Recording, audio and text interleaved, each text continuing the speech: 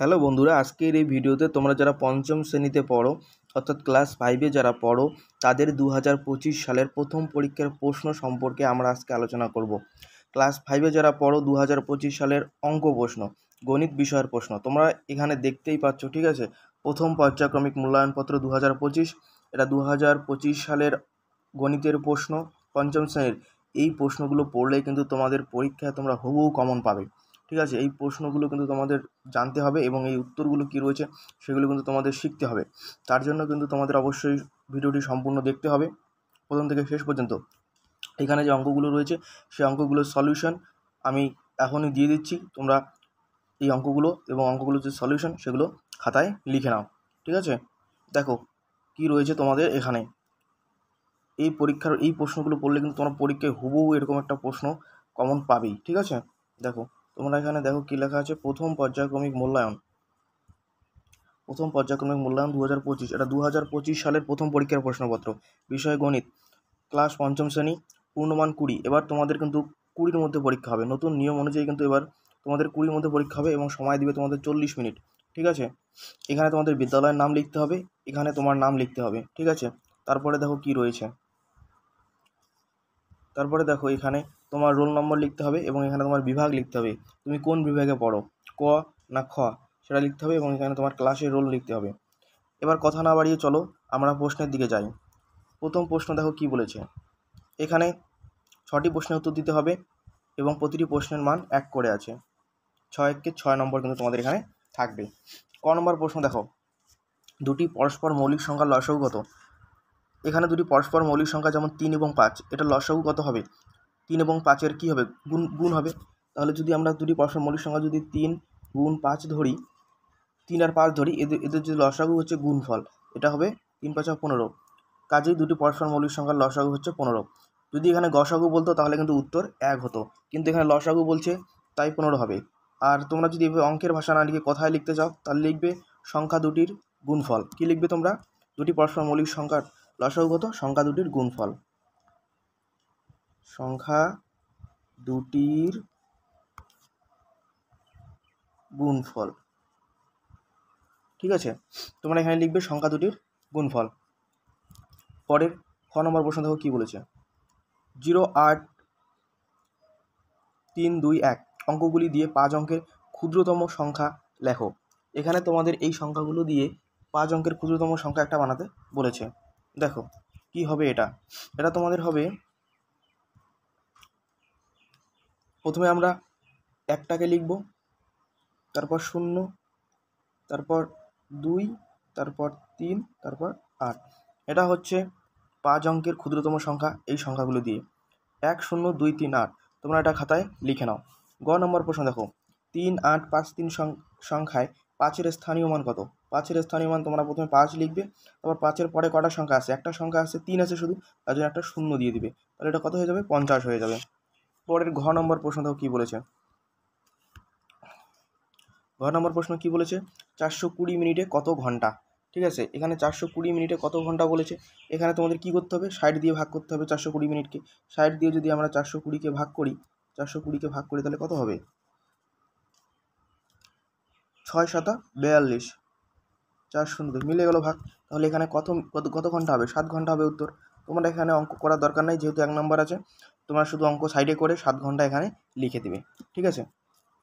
পরের প্রশ্ন দেখো, 8 7 2 সংখ্যাটিতে 8-এর স্থানীয় মান কত। এখানে 8-এর স্থানীয় মান লিখতে বলা হয়েছে। 8-এর স্থানীয় মান প্রথমে 8 লিখবে, তারপর 8-এর পর কটা সংখ্যা আছে, 2টা সংখ্যা আছে, তার জন্য 2টা 0 দিয়ে দেবে। এটা এখানে 8-এর স্থানীয় মান হবে 800। জোড় মৌলিক সংখ্যাটি লেখো। এখানে জোড় একমাত্র মৌলিক সংখ্যা হচ্ছে 2, ঠিক আছে, তোমরা 2 লিখে দেবে। পরের প্রশ্ন দেখো, 6 নম্বর প্রশ্ন, 3 অঙ্কের বৃহত্তম সংখ্যা এবং 3 অঙ্কের ক্ষুদ্রতম সংখ্যার সমষ্টি কত। 3 অঙ্কের বৃহত্তম সংখ্যা কত, 3টা 9, ঠিক আছে। দেখো 3 অঙ্কের বৃহত্তম সংখ্যা হচ্ছে 3টা 9 এবং ক্ষুদ্রতম সংখ্যা কোনটা, 1-এর পর 2টা 0, 100। এটা হচ্ছে 3 অঙ্কের ক্ষুদ্রতম সংখ্যা। এই দুটোর সমষ্টি মানে যোগ করতে বলেছে। এটা যোগ করলে কি হবে, এখানে 9 থাকবে, এখানে 9 থাকবে, আর এখানে 9 আর একে 10 হবে।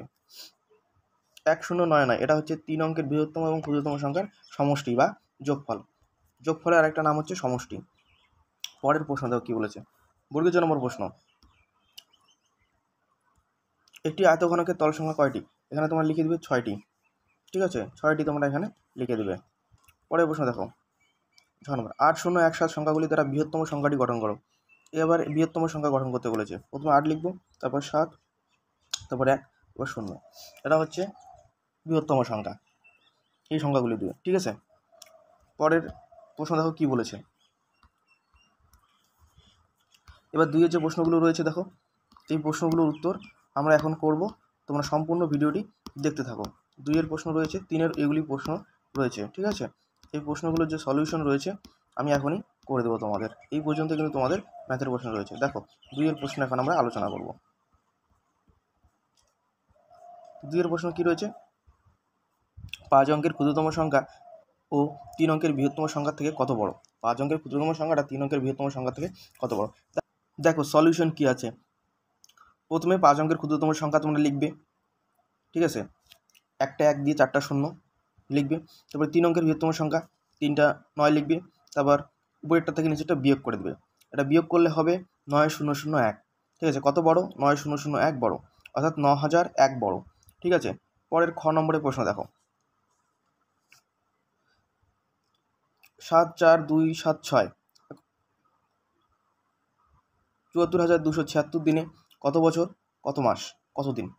এটা তোমাদের বইয়ের পড়ে দেওয়া অঙ্ক থেকে সেখানে দেওয়া হয়েছে। তোমরা এটা 365 দিয়ে এটাকে ভাগ করে দিবে।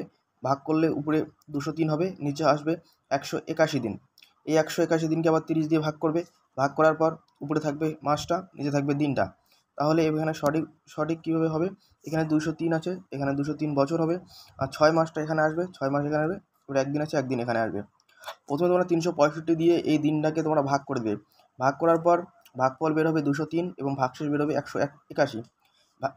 ভাগফল যেটা বেরোবে এটা হচ্ছে বছর, এটা হলো বছর। ঠিক আছে, এবং 181 যে দিনটা আছে এটাকে তোমরা 30 দিয়ে ভাগ করে দিবে। তাহলে এটা মাস বের হবে, এটা দিন বের হবে। তাহলে উত্তর হবে 203 বছর 6 মাস 1 দিন। ঠিক আছে, পরের গ নম্বর প্রশ্ন দেখো কি আছে। গ নম্বর প্রশ্ন কি বলেছে, 4 ও 6 এর 3টি সাধারণ গুণিতক লেখো। এই সাধারণ গুণিতক লেখার জন্য তোমাদের 4-এর ঘরের নামতা প্রথমে লিখতে হবে, ও 6-এর ঘরের নামতা লিখতে হবে। 4-এর ঘরের নামতা তোমরা কীভাবে লিখবে? 4কে 4, 4 দুগুণে 8, 3 4 12 এভাবে লিখবে। 6-এর ঘরের নামতা 6কে 6, 6 দুগুণে 12, 3 6 18 এইভাবে লিখবে।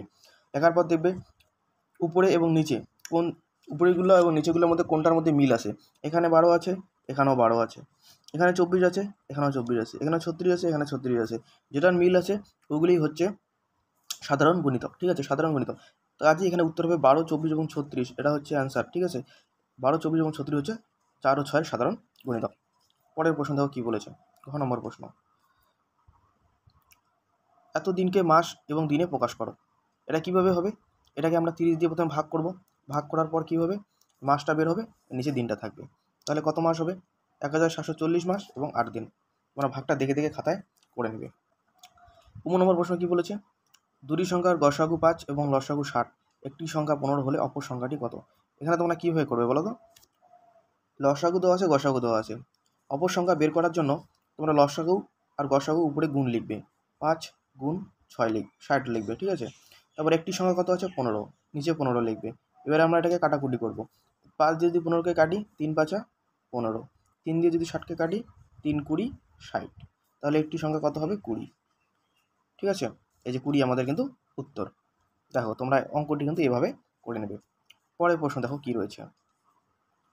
পরে 3-এর প্রশ্ন শুরু হয়েছে আমাদের। ঠিক আছে, 3-এর প্রশ্ন হচ্ছে এগুলো, যে কোনো 3টি প্রশ্নের উত্তর দিতে বলেছে। আমি 4টা অঙ্কই করেছি, তোমরা 4টা অঙ্ক খাতায় ভালো করে তুলবে এবং এগুলি কিন্তু প্র্যাকটিস করবে। ক নম্বর প্রশ্ন, একটি শরৎ রচনাবলীর মূল্য 425 টাকা। রবীন্দ্রবাবু ঠিক করেছেন 122 জন ছাত্রছাত্রীকে প্রত্যেককে একটি শরৎ রচনাবলী দেবেন। একটার দাম হচ্ছে 425 টাকা এবং 122 জনকে দেবে। কত টাকা খরচ হবে? 425 দিয়ে 122কে আমাদের গুণ করতে হবে। গুণটা দেখো আমি এখানে করে দিয়েছি, গুণটা করে দেওয়া আছে এবং তোমরা লিখবে, উত্তর এভাবে লিখবে, তিনি এত টাকা খরচ করবেন। ঠিক আছে, গুণটা এখানে করে দেওয়া আছে। তোমরা তো গুণ পারো, ক্লাস 5-এ পড়ো। ঠিক আছে, পরে খ নম্বর প্রশ্ন দেখো কী আছে।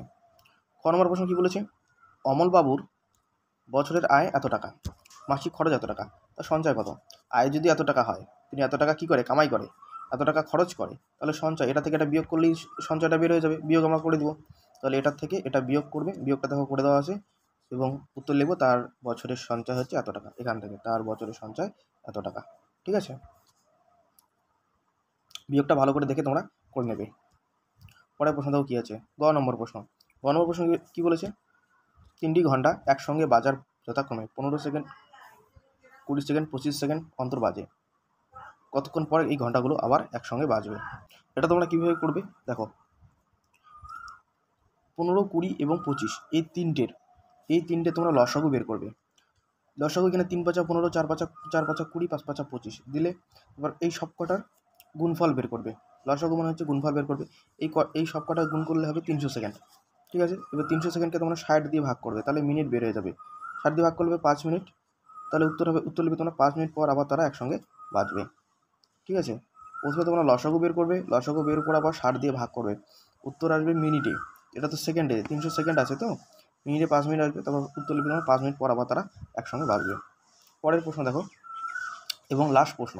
ঠিক আছে, কী বলেছে লাস্ট প্রশ্ন, তোমার কাছে 14টি আপেল আছে, 21টি গোটা কমলালেবু আছে, সবচেয়ে বেশি কতজনের মধ্যে সমান ভাগে ভাগ করে দেবে।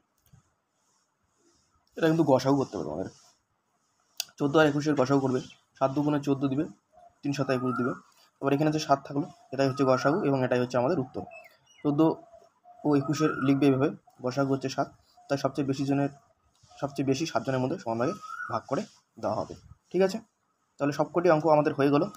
অঙ্কগুলো তোমরা ভালো করে খাতায় লিখে নেবে এবং অঙ্কগুলো বারবার প্র্যাকটিস করবে, তোমাদের পরীক্ষায় কিন্তু এই অঙ্কগুলি আসবে।